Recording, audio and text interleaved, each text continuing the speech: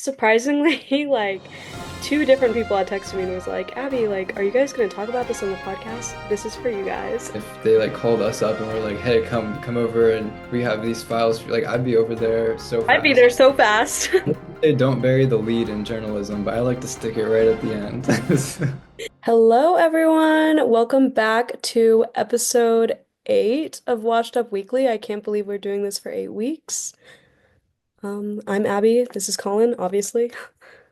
Yeah, we have a little bit of a different format this week. We're going to be starting off with some good news because Abby and I were talking about, or after last week's episode, we felt like it was very kind of dense and there was a lot of like information and a lot of it was more on the negative side. So we actually came up with this idea to start off on a positive note and we each have a story to share with each other that the other doesn't know about as kind of like a surprise. So. Do you want to start with your surprise positive story, Abby? Sure. Okay. Before we start, I also just wanted to say it was ridiculously hard for no reason to find positive news. Like Colin and I were both texting today and we were like, yeah, all we have to do left is get our positive news story going. And we both like weren't able to find one, but we did. There is good in the world if you look for it. So, Well, it was really hard. I was like literally Googling like good news this week, positive stories, and there's a couple outlets where, they post regular like weekly positive newsletters, but all in all, it was really hard. I mean, I don't know if you remember during the pandemic, like John Krasinski did like it was called Some Good News, but yeah, I do remember essentially that.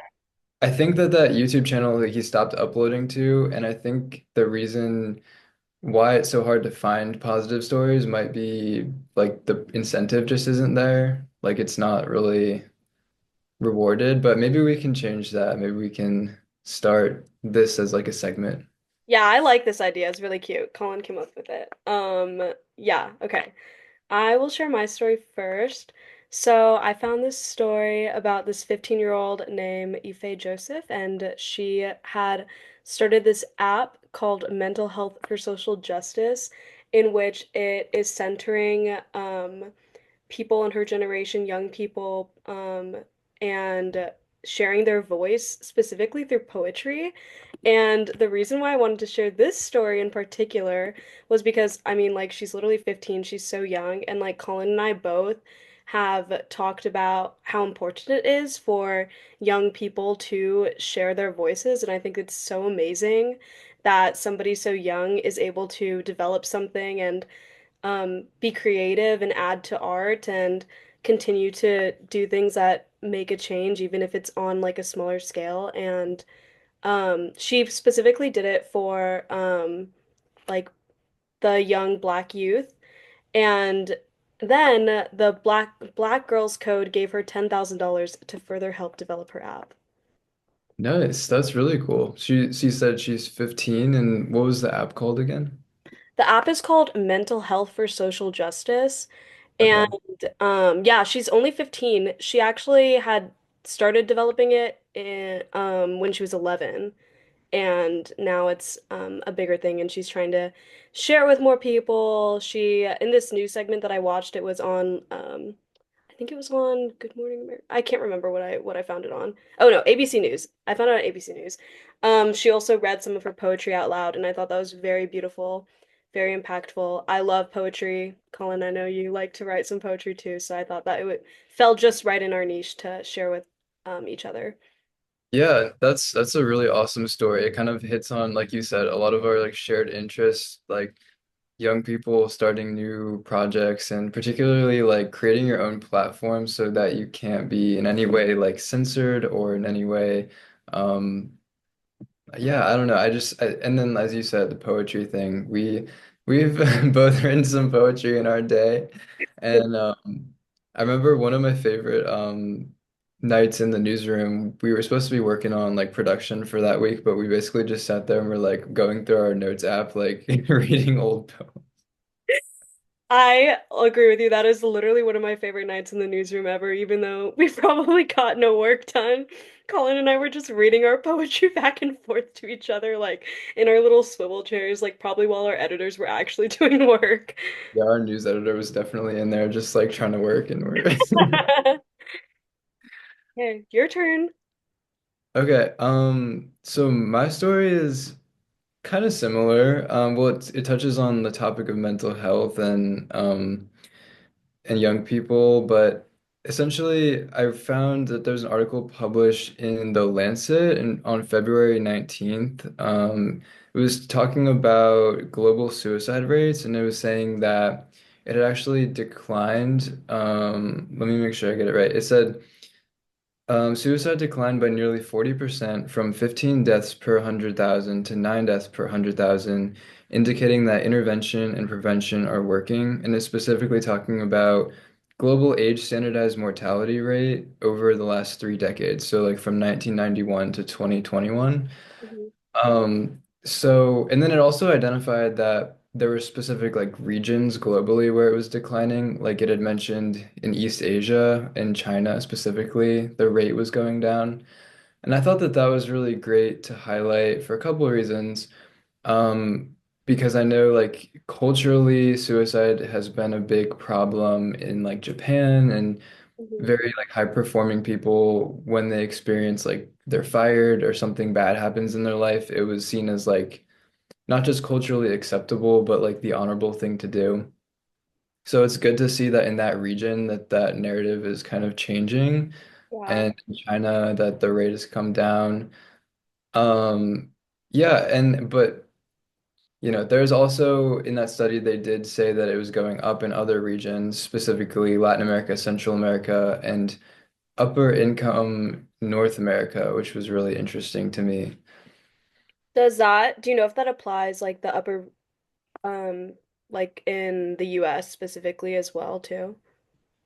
Yeah, well, they just said North America, so probably like US and Canada, but and Mexico. But actually, Mexico, they said was specifically like the number one where the rate was going up. But yeah, if anyone wants to read that article, it was in the Lancet last week. So just wanted to shout that out.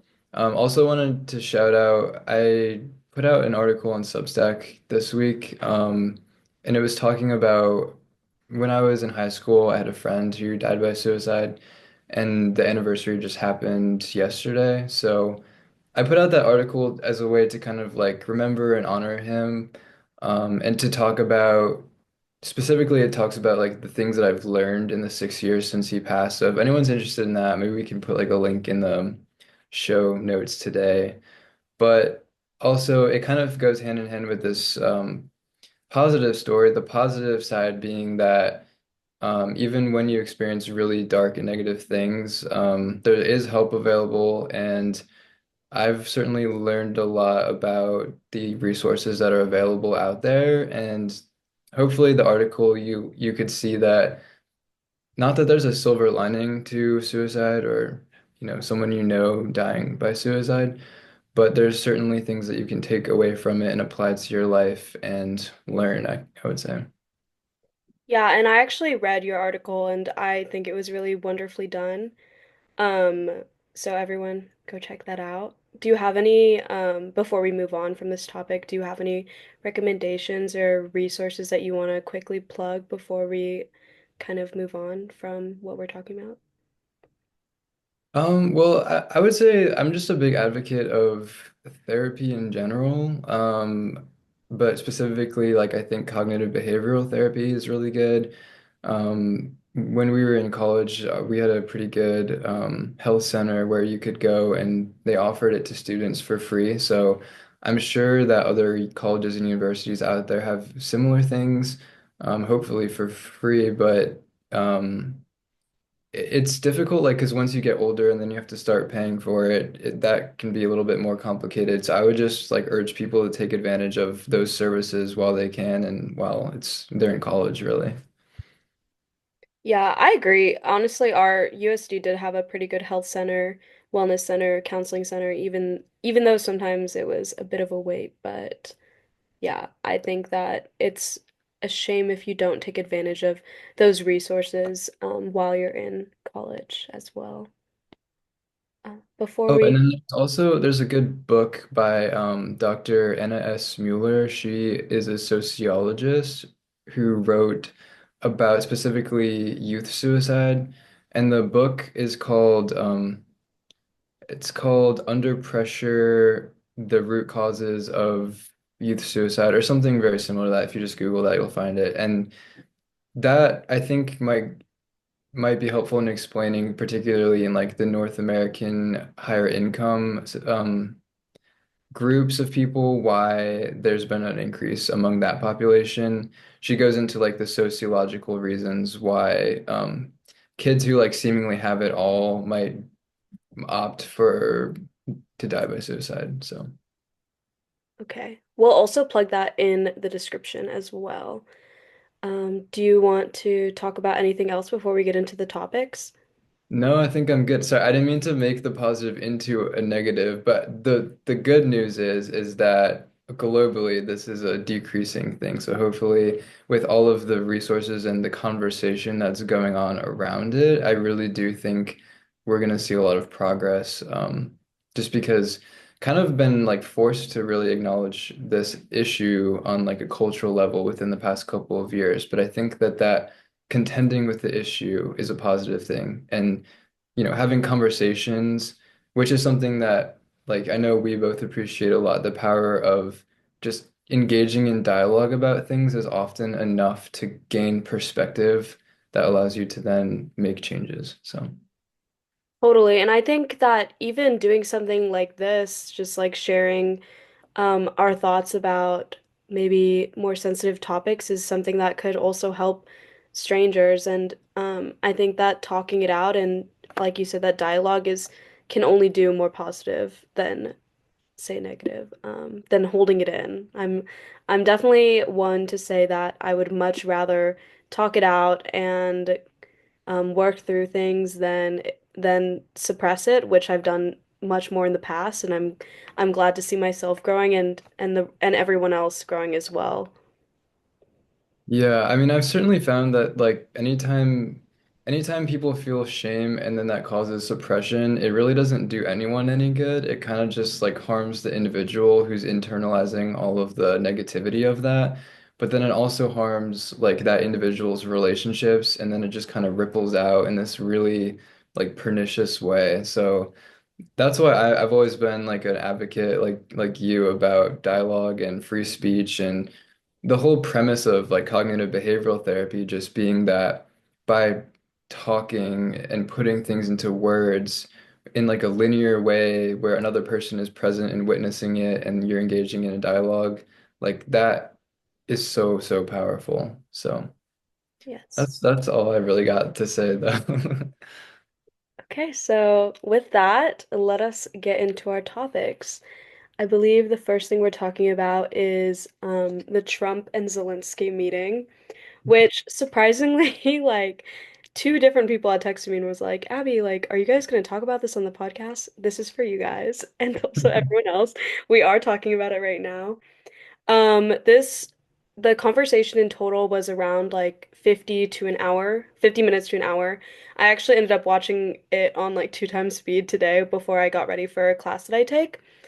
And yeah, like to summarize it, I would say that it was not very civil, especially near the end. There was a lot of comments thrown around of um Zelensky being like disrespectful, and it just seemed like a lot of the comments were saying stuff like, "Oh my gosh, like Zelensky came and Trump and Vance are like bullying him and just all these things." And I totally agree with that. I again, I feel like a lot of the time when I talk about Trump, I'm saying something like, "Oh, this seems so satirical. Like it seems so unreal that it's satirical." And this is another instance that I felt this way about. There was a lot of like quotes that I had specifically written down too that I found really, really, let's just say like reactionary. What did you think about it, Colin? Oh, I totally thought like it was ridiculous. it's felt very theatrical and performative to me, and that's something that you and I have been touching on repeatedly over the past couple weeks. Just the ways that like we feel like politics is more on the performative side. Like we talked about this in regards to the congressional hearings for the cabinet members and how there was a lot of grandstanding going on by the Senate. And I felt like that was kind of the same here, where they like brought Zelensky in to kind of like interrogate him or give him like maybe even embarrass him a little bit. Yeah, And it kind of felt like a humiliation ritual. yeah, like to my question is like to what end, I guess. And when I think about what end it might have served, it might okay. So there's a charitable argument and then there's a very cynical argument.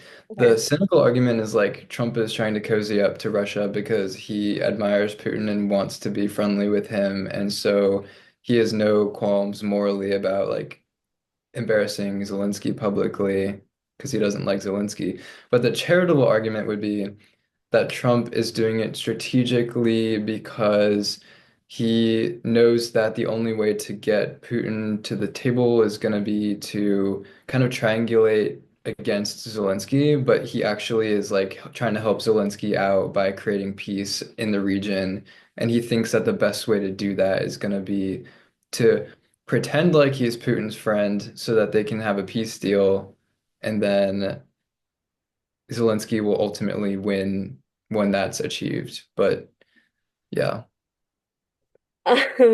Yeah, we discussed this a little bit before hopping on the call, and that would definitely give some grace to Trump for sure.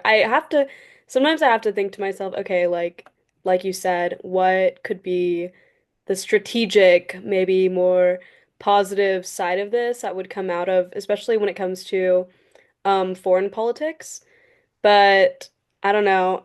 I There was a lot of unprofessionalism going on between JD Vance's comments and Trump's comments, and specifically like they even commented on what Zelensky was wearing, saying that, basically implying that he should have dressed up more, and then he had said something like, I want to get it right. He said, I'll wear a costume after the war is finished, kind of being a little sassy and like um putting the conversation back on what they were intending to talk about. And there were just so many little, like, I want to say like sound bites basically that I feel like have been circulating around. And honestly, those sound bites are literally from the last 10 minutes, you guys. Like if you got the chance to watch the whole thing, like it escalated so fast. And I think it escalated once Vance was like, "You're not thankful to the president." Like he said something like Yeah.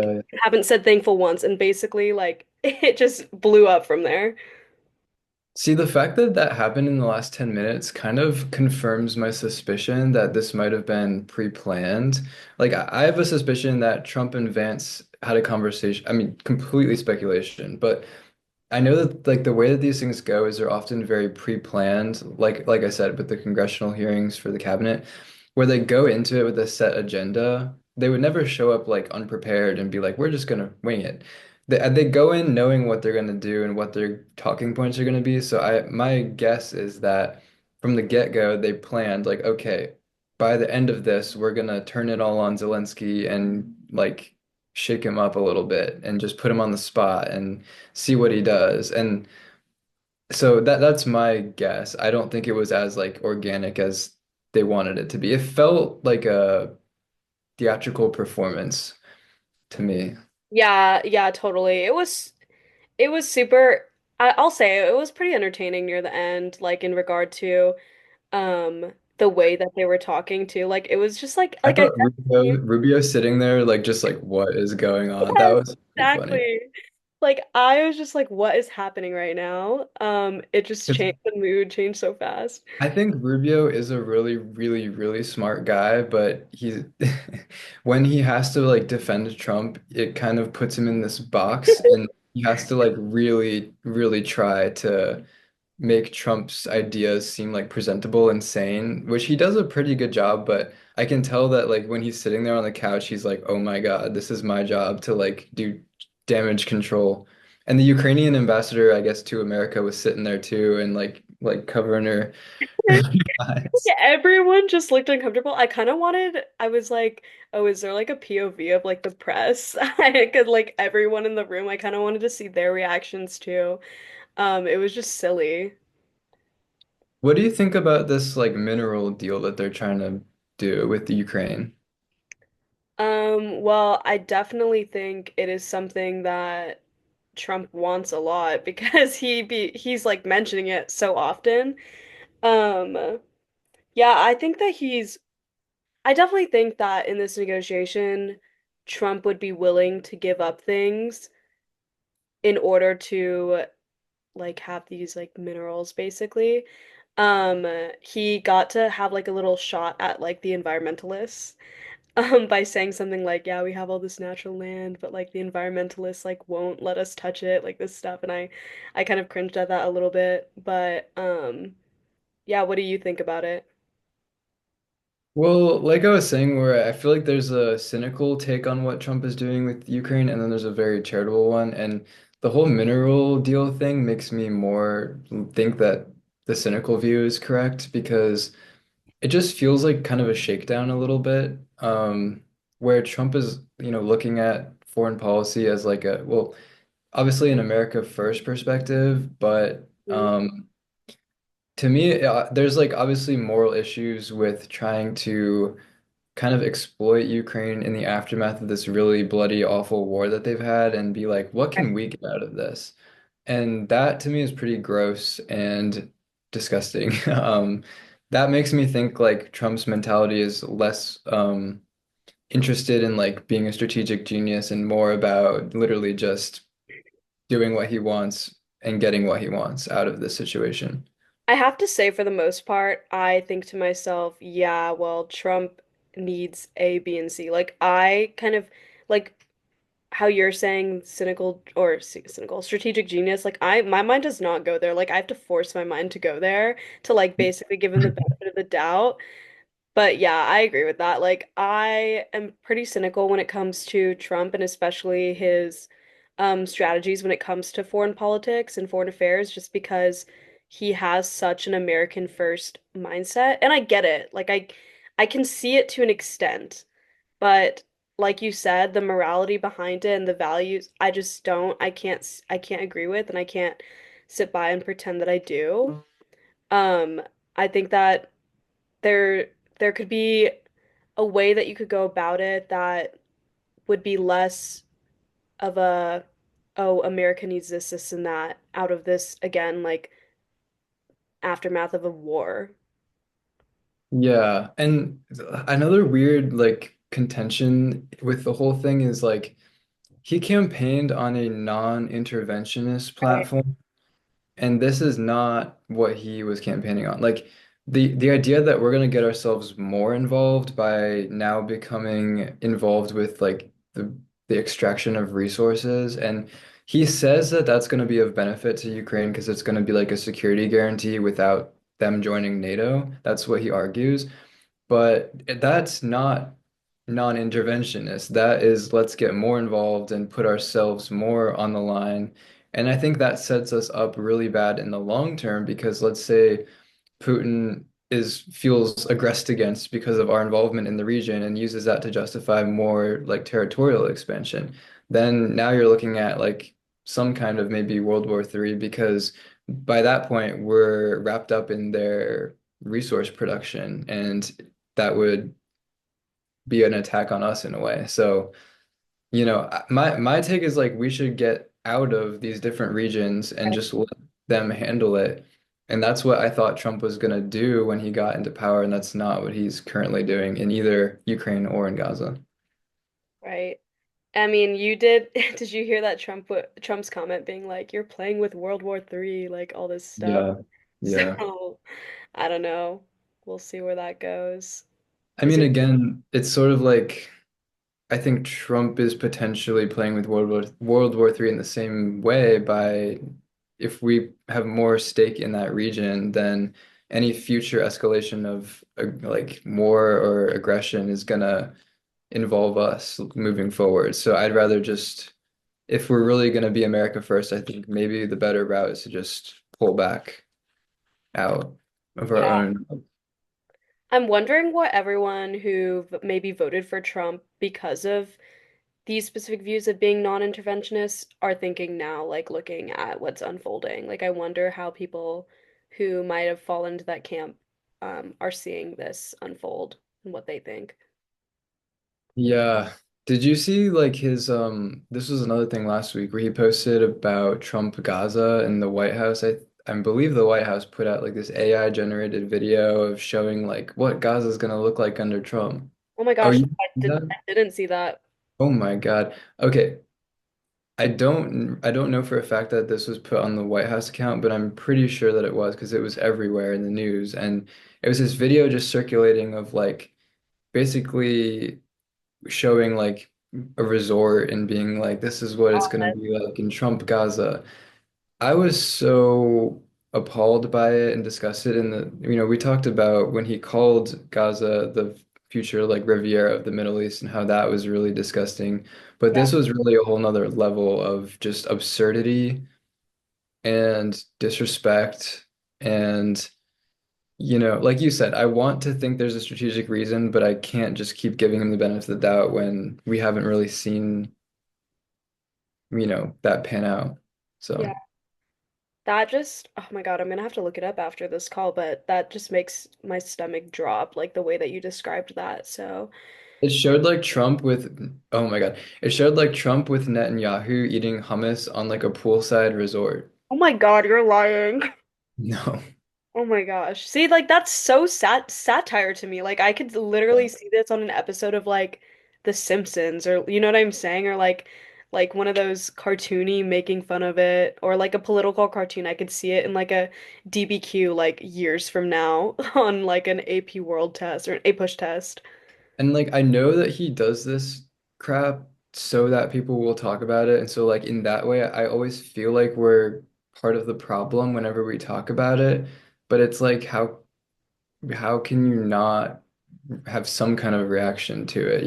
So Yeah. that's always the debate whenever he does something outrageous like that I personally have that I think a lot of other people also have.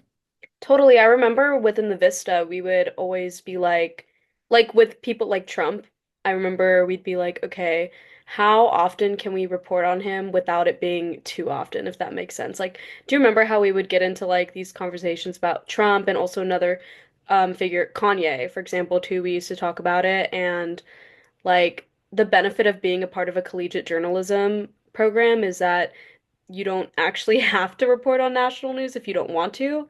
Like how I always viewed the Vista was like I'd be like I prefer USD news first, San Diego news second, then national news. That's how I always thought of Yeah. it.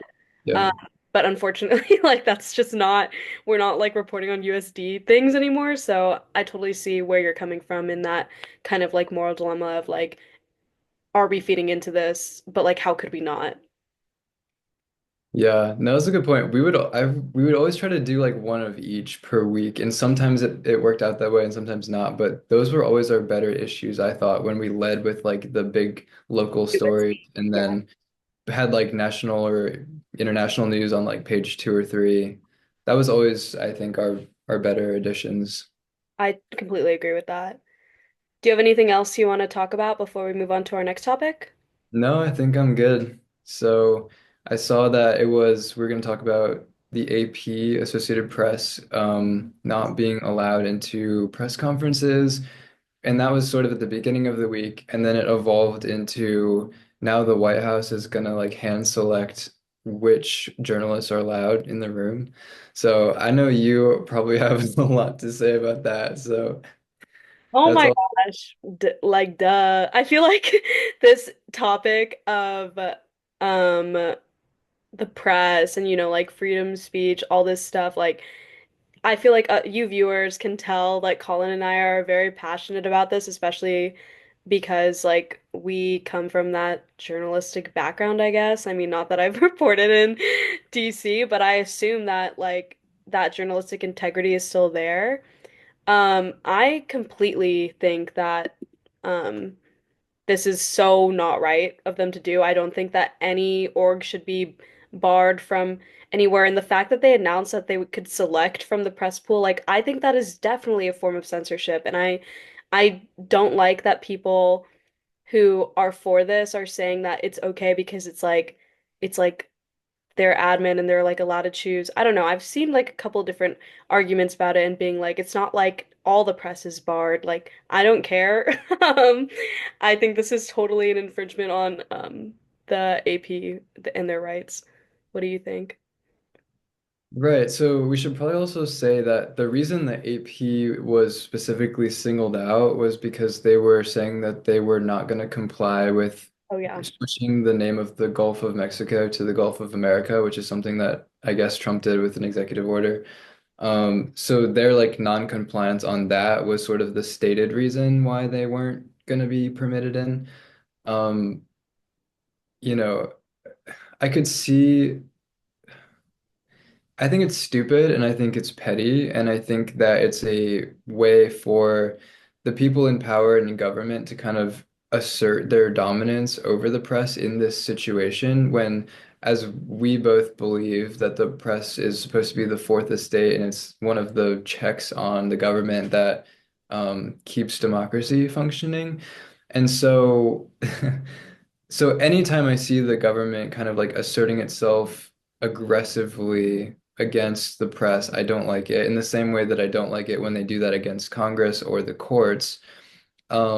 As far as like the specifics of the name change of the Gulf of Mexico, I don't know. I just think it's like petty and it's really just a power thing more so than he actually thinks that it should be called the Gulf of America. I know, I almost feel like the Trump admin was like, "Oh, let's find an excuse to bar these people." Do you know what I'm saying? Definitely, yeah. Like it even though they're not calling it the Gulf of America, like who is? I'm sorry, like, but no normal person is going to be referring to this as the Gulf of America, and it doesn't like truly matter that much. I don't know. Like I can't imagine in history classes them referring to it as the Gulf of America. I don't know. Um, Yeah, like these issues of nationalism are always kind of dumb to me. Like I don't think America's really about that. We've always been about like the blending of many different nationalities rather than having a really like central unified nationality. And I think there's like tinges of ethnocentrism built into it too. Like he has another EO saying that English is going to be the official language of the US now, which obviously disregards the fact that like Spanish is pretty prominently spoken in parts of the US. And I feel like the whole Gulf of America thing is another just prominent example of that. yeah, like it's just another power move, and I don't know. I think it shows weakness that they're willing to bar like a specific branch or not branch, but like a specific news org, this being the AP. Like I don't think that even shows power. Like I literally think it shows weakness. I'm like, you are barring them for what? Because they're not listening to you talk about the Gulf of America of all things. Like it's not like, you know what I'm saying? Like it just doesn't seem like a powerful move to me either. Like it seems like they would be trying to maybe conceal some information or hide some things or do things that maybe people within the AP wouldn't like. And, you know, if they're truly this admin of being so truthful and showing the truth, then why would they ban like a specific news org? You know what I'm saying? And like with Caroline Levitt, like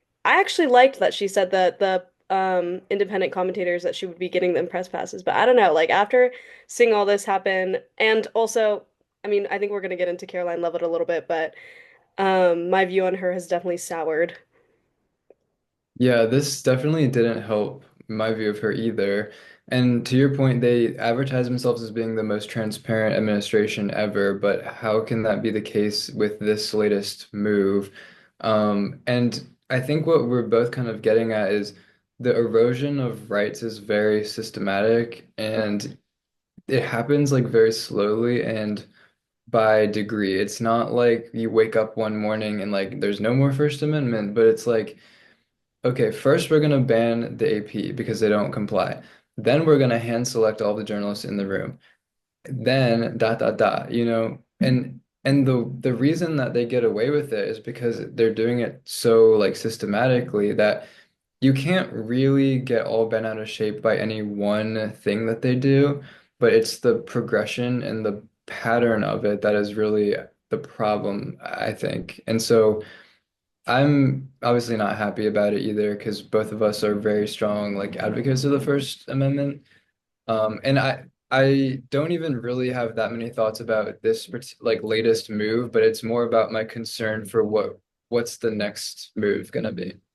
Yeah, I agree with that too. Like, it sounds silly to be arguing about like the Gulf of America versus the Gulf of Mexico, but I think it's more of like a principle thing. It's like once you open the door, how much leeway can you give? Like, how much more can they start to control? And this is just like the door wedging open, but like you said, one day it could completely slam open.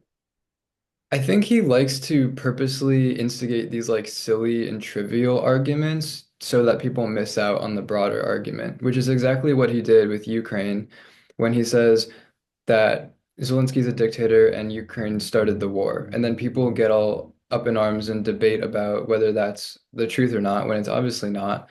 But they miss out on the whole base of the argument, which is that Russia invaded Ukraine. And like you lose sort of the plot because he's very good at making it seem like it's very silly or like nonsensical. Anyway. Is there anything else we want to talk about for this topic? Oh, I just noticed we have like 3 minutes left.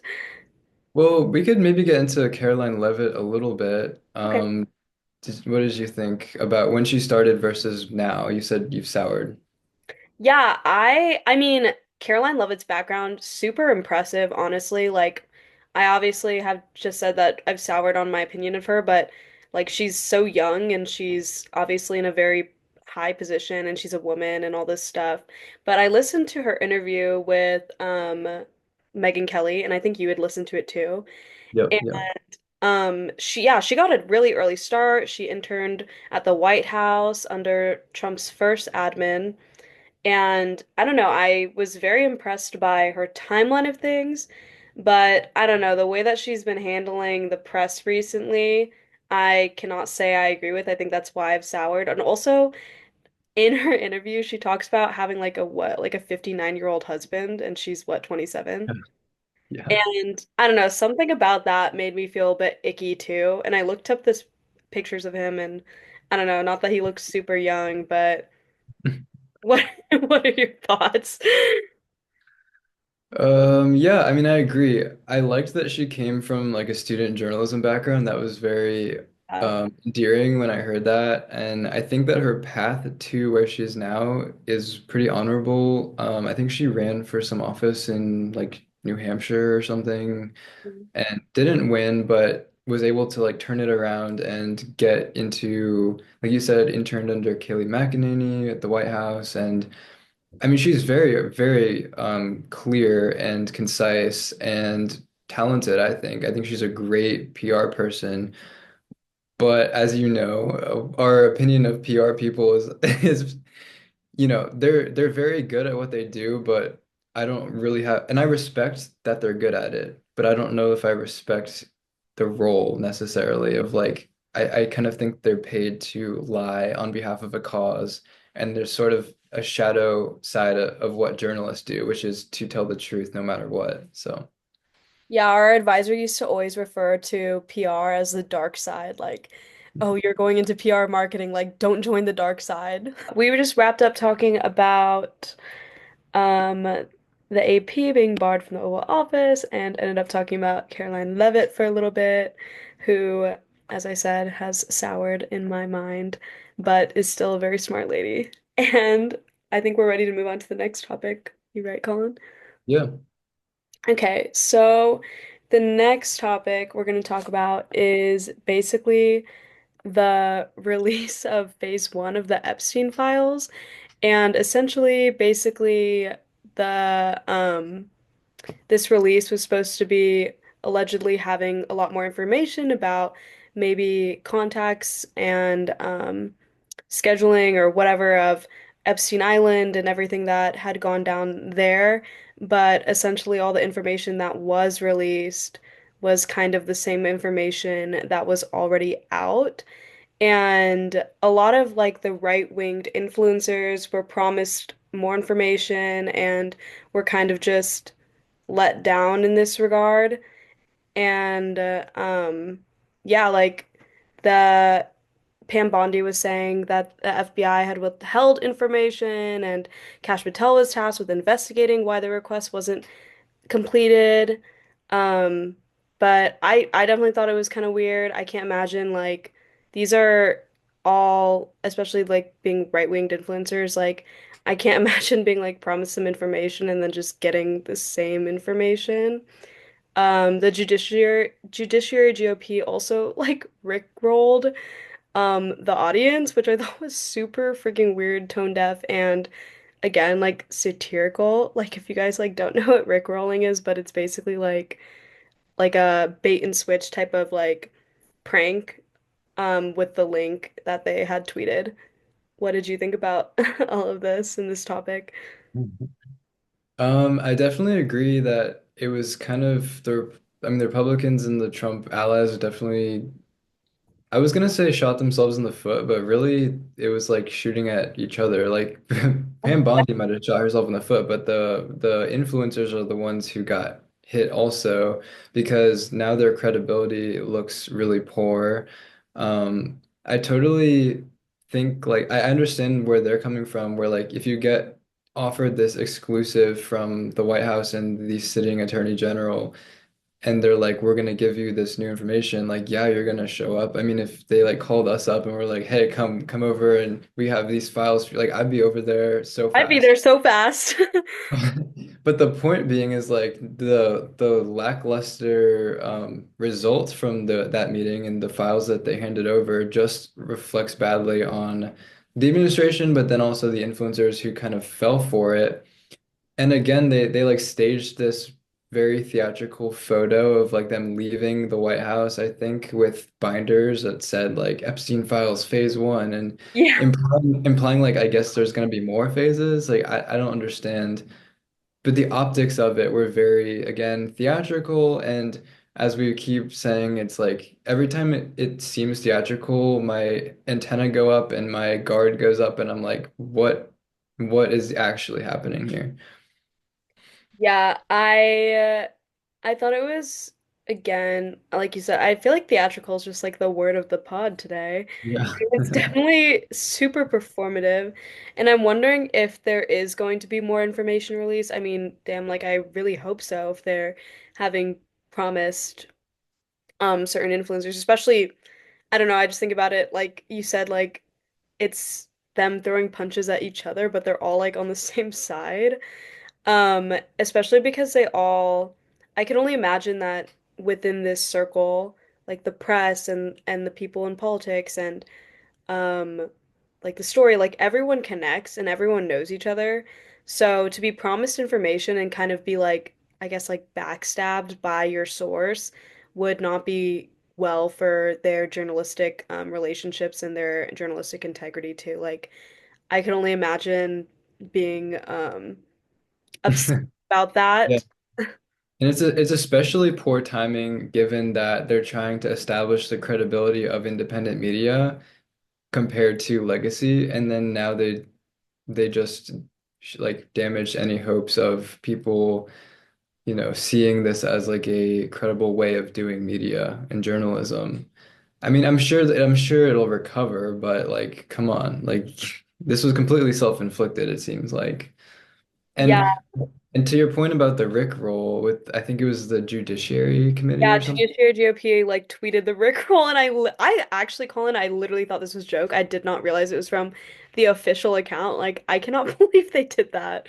So here's some more like Washington insight for you. I guarantee you whoever posted that was like some low-level staffer who's like sitting in some off-site building and who's like coming up with like what's gonna be the best tweet that's gonna get like it was not like a high-ranking member of Congress who posted that. It was almost undoubtedly a staffer. And I mean, we saw this occasionally with like Biden, stuff would come out of the White House. We see it now with Trump, although I'm more inclined to believe that Trump is the one posting from his accounts. But, I think a lot of that gets designated to like lower level employees. And I'm curious who that might have been that posted it and whether or not the They have a ranking job. members of Congress were Yeah. thrilled about that post either. Yeah, I mean, you definitely have more of that inside scoop of how like Washington DC works and like um kind of the energy there and stuff like that. I can't I literally can't imagine um being in that position to be able to post that, posting that. I mean, I would assume that I'd get fired for that. Like, especially the backlash is coming from all sides. Like, I don't see anybody who's like, "Wow, that was a really good idea. That was an amazing tweet." You know what I'm saying? Yeah. And I could be totally wrong. I mean, maybe there is like a congressperson who really thought that was a great idea, but I tend to I tend to think that the Congress people are very smart people and they're often very like policy oriented people, but they're not super always savvy with like communication and stuff. So I think a lot of that gets delegated to other people. And a lot of the communications that come out of their office, they are probably signing off on, but I don't know that every like social media post is getting an approval before it goes out. Yeah, and I think that Rickrolling like is definitely more of I think it's gotten a flair again of our generation kind of doing it, but I remember I think it had happened again once in during Obama's admin. Somebody had tweeted a Rickroll. Maybe once during Biden's too, but yeah, I always assume that these like trendy things don't really come from the actual people because like they're a lot older and aren't usually keeping up with the trends as much as maybe the younger type staffers are. Yeah, do you have any like speculations? 'Cause obviously, like this whole conversation is a bit speculative, but do you have any speculation about why it might have been so lackluster? Like what she actually turned over? Because I heard people saying like she kind of had overpromised. Maybe I think she went on Fox and was saying like, "Look out for the files; they're coming out tomorrow." And it's possible that she kind of overpromised in a very public way and then had to like not backtrack, but backfill that promise by like producing these binders and like hoping that there was something substantive when there never was. Yeah, And then shooting off at Cash Patel as like another way of kind of maybe covering for that mistake. yeah, I definitely think that it was just a reaction of having to do so, like to go on record and be like, "Oh yeah, we have all this information. We're going to release it slowly, all this stuff." Something must have happened there where maybe they were like, "Oh, this actually shouldn't be released to the public," or because I actually can't imagine like a professional just straight up lying about it. Like I'm sure that the information is out there. Like I'm sure that she was like fully ready, maybe even approved to release this stuff, but then maybe something happened where it was like, actually, we're not allowed to release it yet, or like the public shouldn't know this. Maybe there's some really big important names on there who it wouldn't regard them in the best light if that was exposed. Like I can't imagine it being complete bullshit, you know what I'm saying? Like there must be I some can. No, yeah. no, I know what you mean. Like I think you're right that she probably like thought that there was some kind of substance there, but I'm a little bit hesitant. Like I feel like my take on it is that I feel like we kind of know what happened with Epstein. Like maybe not his death. I think that that is very suspicious, but the rest of the story, I'm open to like that there is more going on, but I feel like we kind of get it. Like he was just a really perverted, terrible guy who exploited a lot of people, had a sidekick, Ghislaine Maxwell, and both of them eventually got caught and after, far too long, but it finally caught up to them. And then like I don't understand what about that narrative doesn't satisfy the broader picture other than like his really suspicious death. Yeah, totally. Maybe I don't know. I I thought it was Yeah, I thought it was definitely tone deaf, the Rickrolling, and I thought it was kind of like a last resort to kind of like deflect the blame onto Cash Patel a little bit. Like, I feel like if I was him, I'd be like, what the F? Like, I don't have anything to do with this or something like that. I don't know.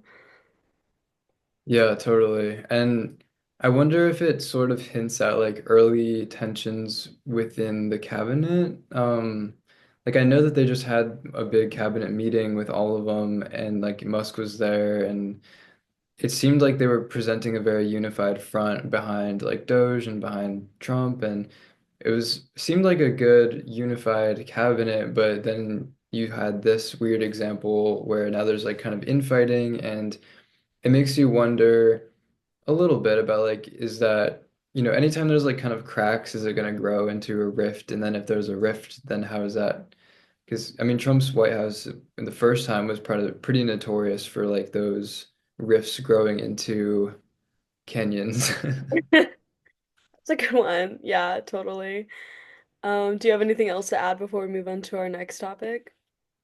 Well, I had heard someone say that like this doesn't bode very well for the release of the JFK and the MLK Jr. files, which I mean, our audience may or may not remember. We talked about that a couple weeks ago with the first sort of like batch of EOs that Trump put out. And I was really hopeful that we would learn something. And I even tossed out a little conspiracy theory myself.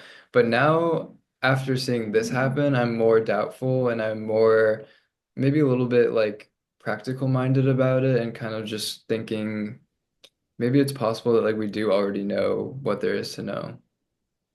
Yeah, anytime more information comes out or the, I guess, the possible knowing of more information comes out, I feel like more of the skeptic of me usually comes out anyway, like you just said. Well, that's all I got for that whole debacle.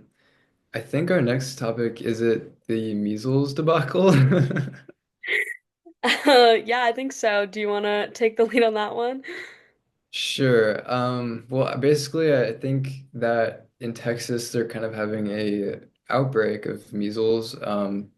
There's a specific county that I saw mentioned. I think it was, let me just check really quick. I think it was Gaines, Texas.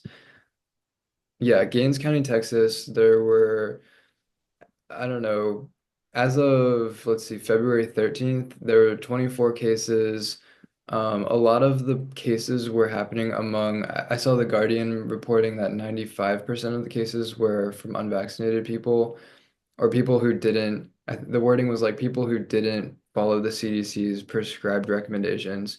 With the MMR vaccine, measles, mumps, rubella, you're supposed to get it when you're like, I think 12 to 15 months, and you're supposed to have two shots, and then you're covered, I mean, presumably for like your life. I've definitely had it. But people are more skeptical about vaccines recently because of very prominent voices like RFK Jr. And I saw that there had actually been one death of a child from measles since this whole spread started happening. Yeah, I am definitely like a pro-vax person. I've had all my vaccines. I'm always very scared of getting sick anyway, so I'm pretty skeptical when it comes to those things. I I think that anyone could do what they want with their bodies, but to have somebody in the role of art, like to have RFK Jr. like in this role and him be so outwardly anti-vax is definitely concerning to me for sure. Like like I said, like I think you could do what you want, but when somebody is in like a health role, I can't imagine like people who are maybe more easily influenced being able to make their own autonomous decision when somebody who is the head of this is so openly anti-vax. Yeah, and there's a bit of a history here, specifically with like the MMR vaccine, where people in like I saw this before we came on, but like in 1998, the Lancet had published an article about how it was tied in some way to autism. And then they ended up retracting that article in 2010. Hang on, I'm gonna fact check this as it's coming out of my mouth. Um, yeah, so 1998 they published it, and then in 2010 they retracted it, and then in 2011 Solon retracted an article that Kennedy had written in 2005 about the topic. So this has kind of been like an ongoing back and forth, but they've settled back on the side of no, there is no clear scientific connection between the MMR vaccine and autism. So it was a debate for a while, but then the debate has kind of come back to one conclusion. Um, and as I said, RFK Jr. was kind of a prominent voice that was on the anti-vaccine side on that debate. And I think that there's an argument to be made that like him expressing his doubts that he has about the vaccine schedule is contributing to Americans' decisions to not vaccinate. And then yeah, like you're seeing this outbreak. And what was it that he said on like X about it? I'm not completely sure. I think he said that it was like not unusual that Oh yeah, yeah, that is what he said. You're right. I literally have that written down. Yeah, he was talking about the measles outbreak being not unusual. And I think he had tweeted, yeah, he tweeted that on X, which multiple news sources were saying was false. Um, I don't believe that he made a retraction of that statement, which I think would be harmful if that is false. What do you think about that? Yeah, I'm not sure that he retracted the statement, but he did follow up. He said basically that the headline from Guardian is he backtracks and says US measles outbreak is now a top priority for health department.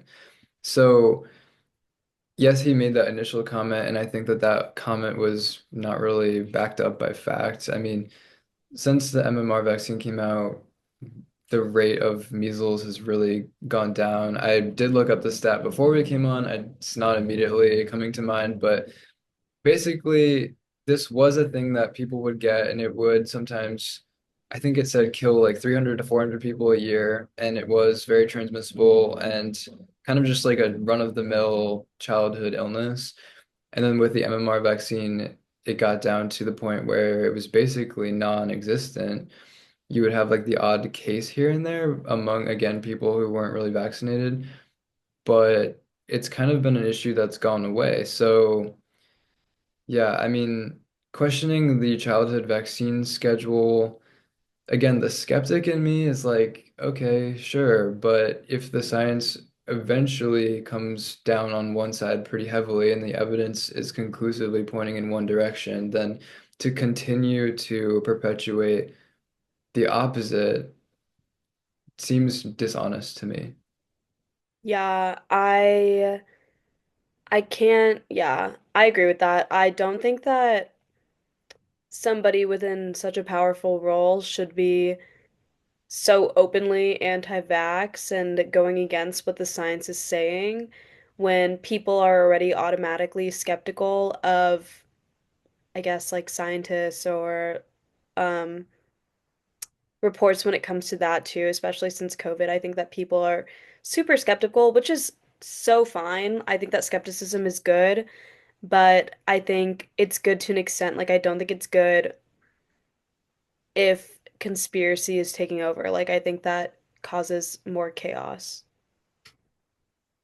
Yeah, I mean, you said it exactly there. I think that COVID has driven up vaccine skepticism, and people who watched our early episodes will know that, like, I felt very uncomfortable with the way that the vaccine was created. I think Operation Warp Speed kind of made me hesitant because to me, like there, you should go through clinical trials. You should be very deliberate and take your time with these things.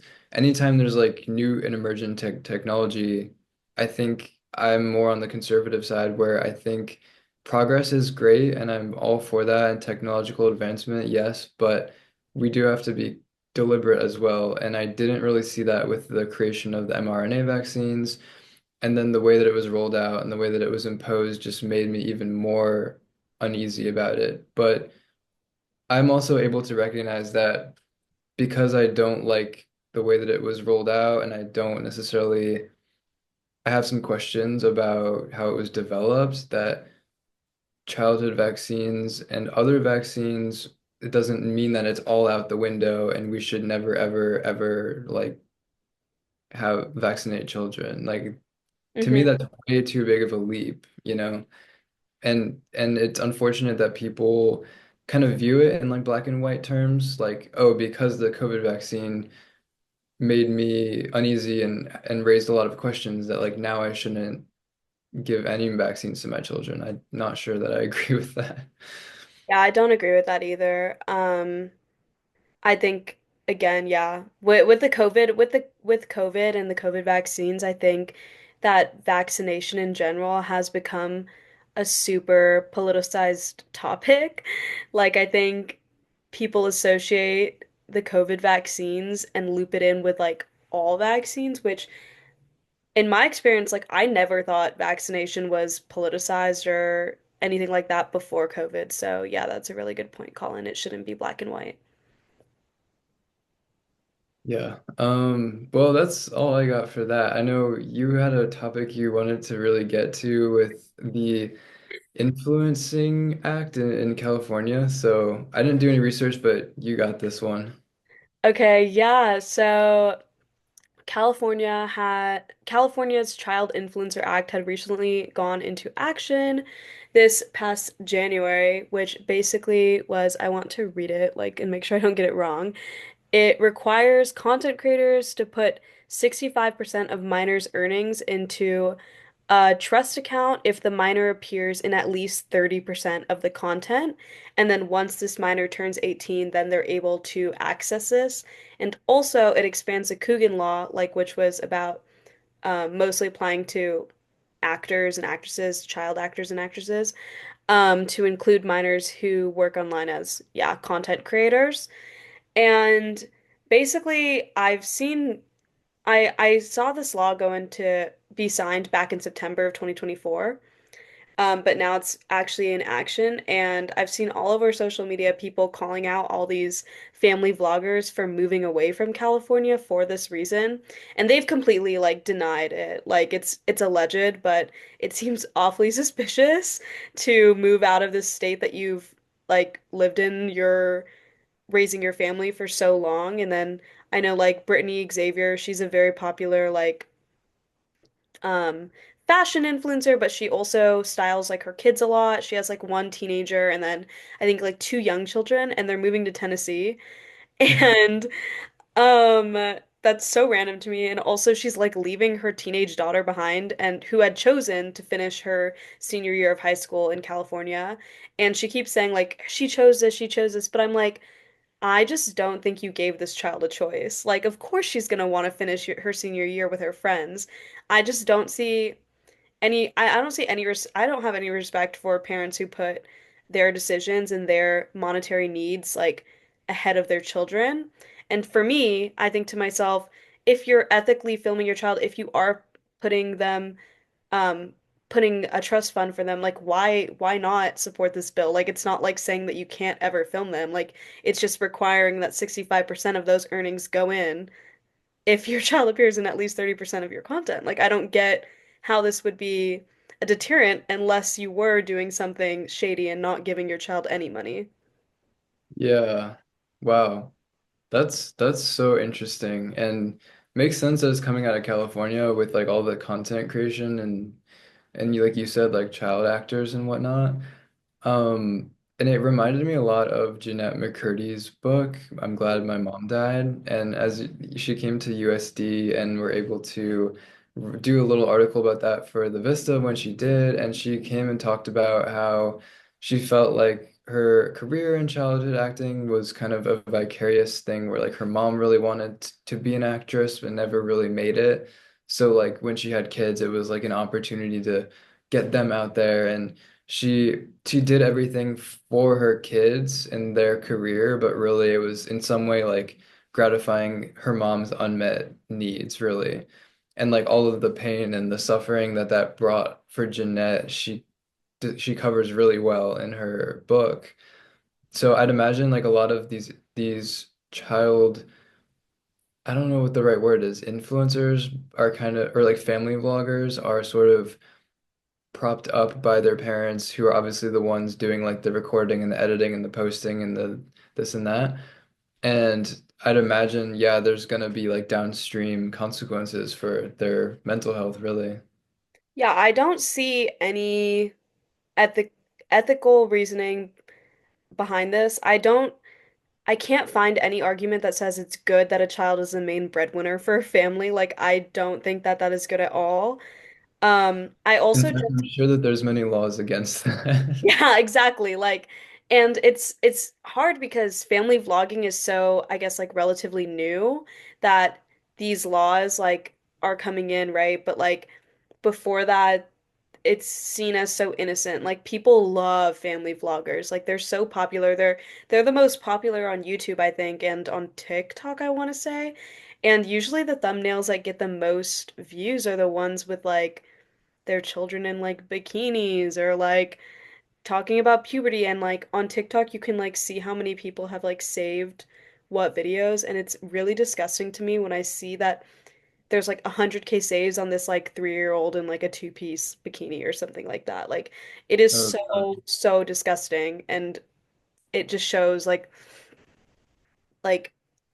Oh, how and wrong you it is. you wrote an article about that too at the Vista. What was the documentary that they did about Nickelodeon? Because you wrote a really good article when I that read came out. about the expose on Nickelodeon. I think it was called like Quiet on Set. Yeah, I yeah. actually just watched Devil in the Family, The Fall of Ruby Frankie, who was a part of a huge family vlogging channel called Eight Passengers, and it's a three-part docuseries on Hulu. It's really good.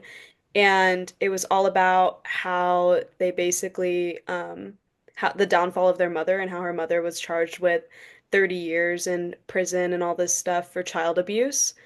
And it's really, really hard for me to see any ethical reason behind family vlogging or any of these things. Like, these children aren't old enough to like know what's normal, and I just don't think it's normal to put a camera in someone's face, a child, and the child being like, "Hey guys, like how's that normal?" Like your child shouldn't know that there's like a million people watching them, or like getting doing get ready with me's at like 2 years old. Like that's not normal to me.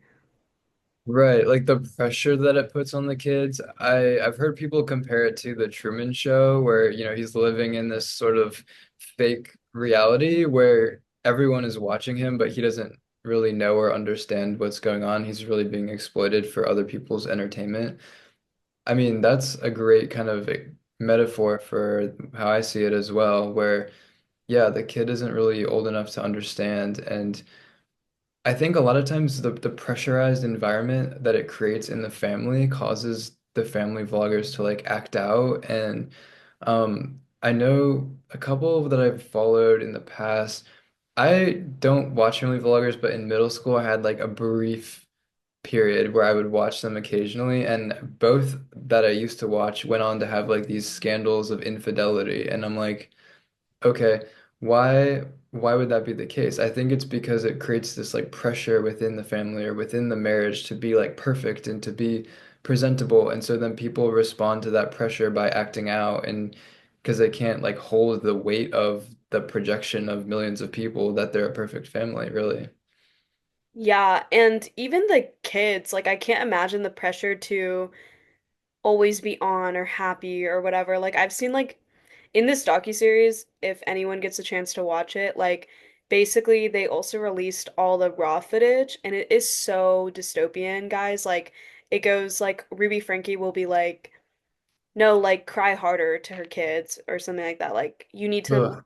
look happier, and their kids are like, no, like I don't think I can right now, and she gets super angry at them, and it's all for these like views, clickbait, and thumbnails, and I I think that this docuseries sheds a lot of light on it. I think this was definitely an extreme case because it also talks about the cult they got involved in and all this stuff, and but I just don't see any.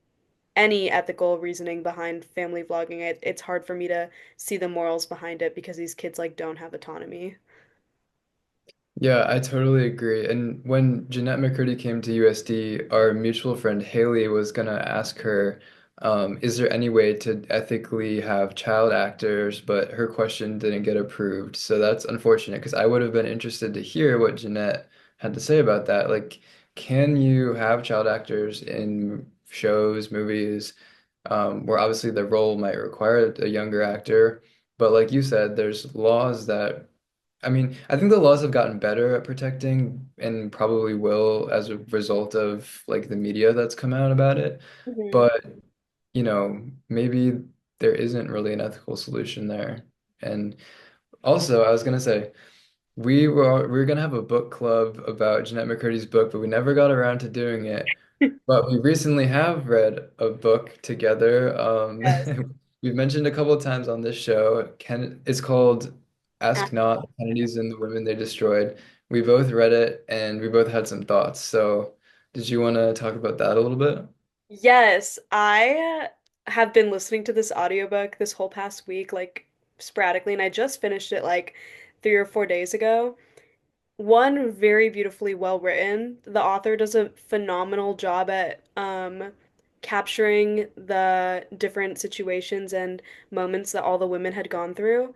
Two, I am a Kennedy man hater now. Not that I was ever a huge lover of them, but yeah, I think what really stood out to me was just how much you can get away with when you are rich and powerful and a part of such a dynastic family, and also the power of PR, truly. Like, I always associated JFK definitely with like the golden age of America, like Camelot. Like, I just think that that was definitely something that was taught to me growing up, and um there's a huge part of the story where it kind of talks about how Jackie Kennedy was behind all that, but yeah, like that's my major overarching thoughts. Yeah, I mean, I walked away with it with a pretty profound appreciation of Jackie Kennedy in particular. I Yeah. mean, obviously she was an icon in the 60s and like fashion and I mean, both of my both of my grandmas in the 60s were kind of like doing their own rendition of Jackie Kennedy and pretty convincingly too. But sh I feel like she was sort of like the brains of the operation who kind of got like sidelined for her husband's career and to me obviously the way JFK died, horrible. Jackie having to live with that, Yeah. horrible.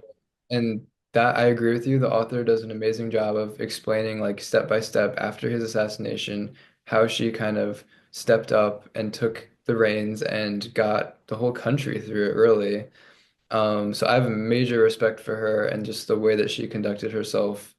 Um, but I got a little emotional reading that part where, he'd just been killed and she is refusing to leave his side. And then Not showing his body to everyone and covering his body. I and demanding to be let into the hospital room. I definitely was getting choked up during that part as well. they talked about how like she didn't change out of her outfit, even though she literally had like his brain matter splattered everywhere. And she's like, no, I want to, like, she wanted to present this image of strength in the aftermath where I don't know. It's a little bit PR-ish because like she easily could have changed and just been like, okay, but she really wanted to present a strong image, I think. Yeah, I just think that I agree with that. I actually ended up looking up Jackie Kennedy like fashion inspo after the book too because I was like Oh, I knew my it was Instagram is full of Jackie Kennedy right now because Instagram knows that I just like listened to this book and yeah. Another aspect that I wanted to talk about very briefly, I know we have like 3 minutes left, but was Rosemary Kennedy's story. That really shot me deeply. Like I remember I was working during it and I had to pause what I was doing my task and I also just paused the book because I was like, holy shit, like she like I don't know, it made me super emotional too. It was described so vividly too, the lobotomy and like kind of the mindset of what maybe where Rosemary was at during it and everything she wanted to do just for her father. And I ended up being like, how old was she when this happened? And she was literally 23. And like Colin and I are both 23. And I don't know, like that just like somehow really shot me super deep.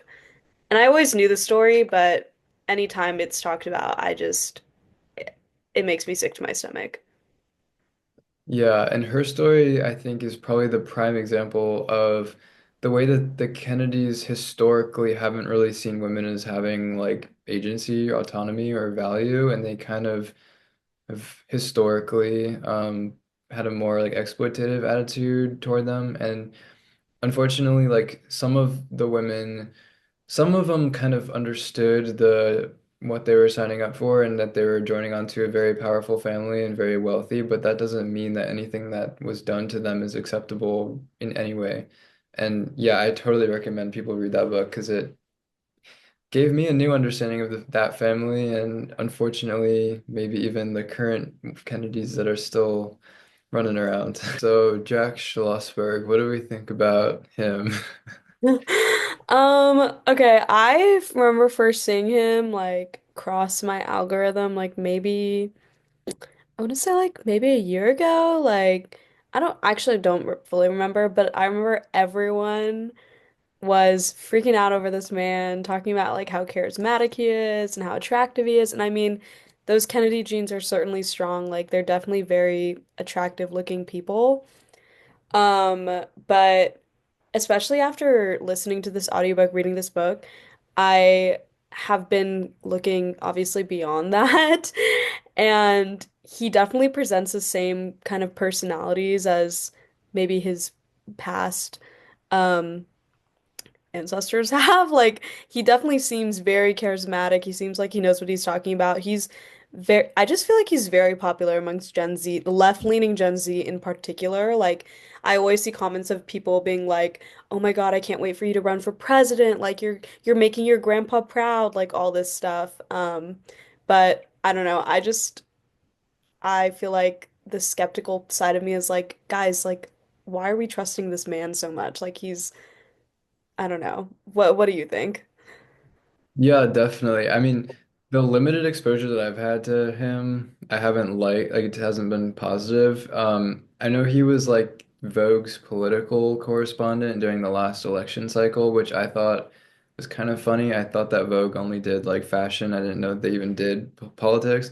But and to that point too, like his uncle John Jr. had his magazine George, and I thought the way that the author rips George apart and like was It's and so funny the way the author rips it apart. oh, she's so good. Maureen Callahan. I think she writes for I don't know, she used to write for The Post, I think, but very vivid writing, very talented, I think. And it made me think like his whole stint in politics and in journalism and he did do student media too, I think when he was at Yale, but my question being like is he just a nepo baby? Like did he get into Yale and then Harvard because of his name or is he actually talented? And when it came to his uncle and his background and his magazine and eventually like getting his he became a lawyer. The He author didn't argued want that, to, right? Like I remember, I think Jackie was like pressuring him to get into law, right? I remember something the author was saying that yeah, he didn't want to be involved in law or politics, like he was more so leaning towards like maybe acting, but that's not yeah, something like that. And I don't know, it just the whole thing has like a not so great feeling around it just because of like again the nepotism thing and Gen Z does not like nepo babies. I think we've established that. So it's curious to me that they would like Jack Schlossberg. Yeah, Gen Z really does not like Nepo babies, but it's weird when Gen Z gives exceptions to certain people. Like I'm like, why I find it weird because I'm like, what makes this person get the exception? Is it because they're conventionally attractive? Is it Yeah. because they're representing the quote values that you are having? Like, but it just seems like a front to me. And I don't know, maybe I'm trying to give if I am giving him the benefit of the doubt, then I'm like, oh, like he's I guess the exception and all this stuff, but I don't know. I don't want to say anything too horrible about him because obviously he hasn't done anything publicly wrong. I just have such a sour taste in my mouth about like the Kennedys. And I don't know. I liked that Caroline spoke out against RFK Jr., but again, I'm like I don't know. It seems like the best reality TV show ever in my opinion. Like the way that the families are on opposite sides and stuff like that. Yeah. So one of my favorite like dating and relationships experts says that like imagine that they're extremely ugly and they're doing the same behaviors. Would you give it a pass? And I think of like like if Luigi Mangione was extremely ugly, would people be like praising his assassination of a CEO? I don't know. I think people would have moved on. I don't know. That it could go either way, but I think if he was like extremely ugly, then people would have moved on by now. Whereas he's gotten a bit of press recently, even. He got Uh, some headlines because his ankles were shown or something and like yeah. or freaking out about it. I don't know. It's ridiculous. It makes me kind of feel like, is our generation not strong enough to look past like conventionally attractive people? Like, are we giving passes to these people just because they're conventionally attractive? Like, I mean, it's a powerful thing, but at the same time, again, like you just got to give yourself a moment and be like, okay, like imagine them ugly and then they're treating you the same way or behaving the same way, and then that'll change your mind like real quick, I have to say. So people should do that too with him. And I know, so you said he hadn't really committed any like public sins yet. I agree, but he had made this weird comment about like whether or not his grandma Jackie was more attractive than Usha Vance or something, and he people were, like, what are you talking about? That's so weird.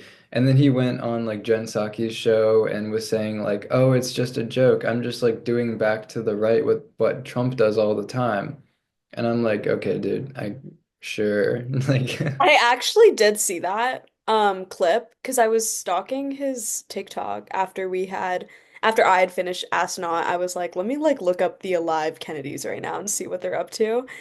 And that clip was like maybe linked to his TikTok or maybe it was a repost or something like that.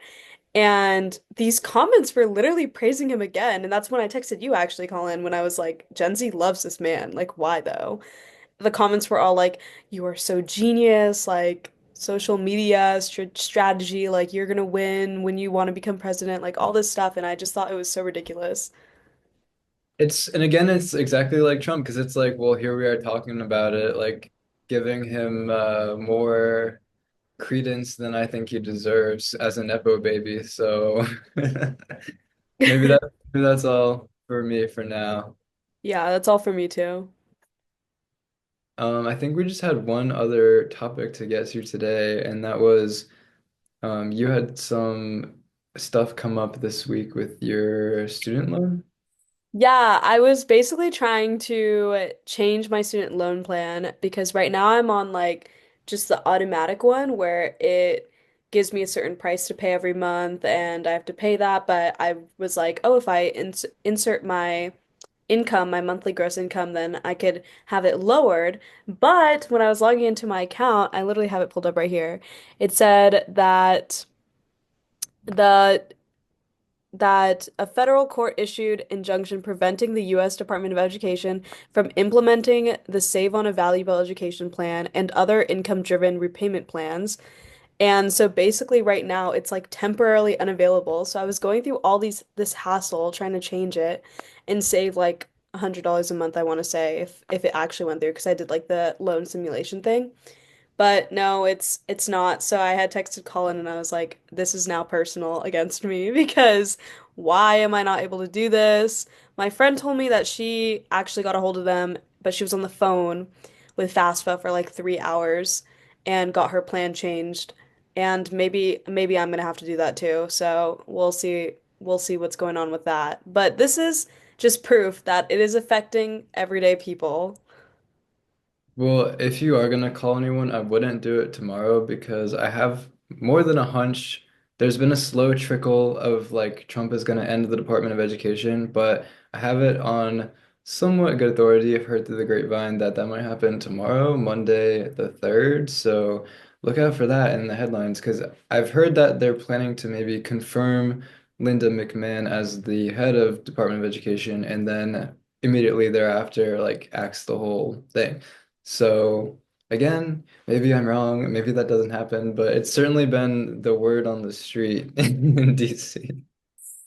Like a week and a half ago, one of my really good friends texted me and she was like, Abby, if the Department of Education gets axed, does that mean no loans? And I was like, wait, that's actually a good point, like on surface level. And then I looked it up and it was like, no, this does not mean no loans, like blah, blah, blah. So I was like, damn, the one maybe silver lining, and that is not the case. So I don't know. Maybe I'll wait after tomorrow, and if not, then it says online that they recommend calling on Thursdays around 7 a.m. East Coast time, which I will not be doing Like 3 year time? because that's literally 4 a.m. my time. But they were like, yeah, if you want like no lines, like this is the recommended time. And I was like, okay, cool. So we'll see what happens. I have like 26 days until I have to make my next payment and to try to get that lowered. So Well, best of luck with that. And I don't know, we'll see about the Department of Ed.